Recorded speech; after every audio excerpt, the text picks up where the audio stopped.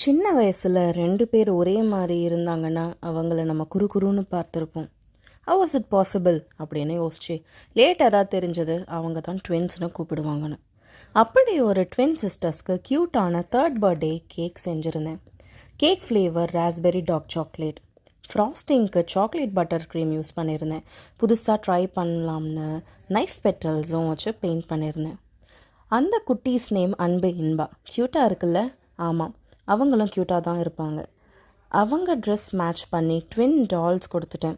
அவங்கள சுற்றி பட்டர்ஃப்ளைஸ் பறக்க விட்டுட்டு ஃபினிஷிங் டச்சுக்கு கோல்டன் பால்ஸ் கொடுத்தாச்சு.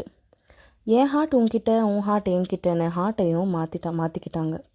அப்படியே ஃபினிஷிங்க்கு பேர்ல்ஸை கொடுத்து இந்த கேக்கை முடிச்சாச்சு.